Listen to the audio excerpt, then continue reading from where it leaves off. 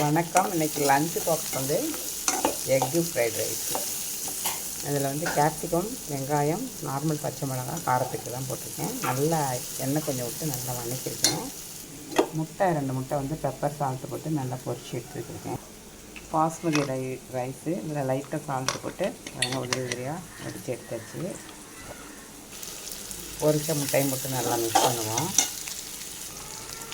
சாதத்தையும் போட்டுருக்கேன், ஜீரகத்தூள் மிளகாத்தூள் போட்டிருக்கேன், லைட்டாக சமைச்சு போட்டிருக்கேன். நல்லா கிளறிக்குவோம். சிம்பிளாக செஞ்சாலும் டேஸ்ட்டாக பண்ணியிருக்கேன். எக் ஃப்ரைட் ரைஸ் ரெடி ஆகிடுச்சு பாருங்கள். சைடிஷ் வந்து பேட்டா பழம் தான் பொரிக்க போகிறேன். எக் ரைஸ் பாருங்கள், வெஜிடபிள் எக்கு எல்லாம் போட்ட ரைஸ். இது பாஸ்மதி ரைஸ், பேட்டா பழம், மார்னிங் பிரேக்ஃபாஸ்ட், இட்லி, தேங்காய் சட்னி, சாம்பார். வீடியோ பிடிச்சிருந்தால் லைக் பண்ணுங்கள், ஷேர் பண்ணுங்கள், கமெண்ட் பண்ணுங்கள்.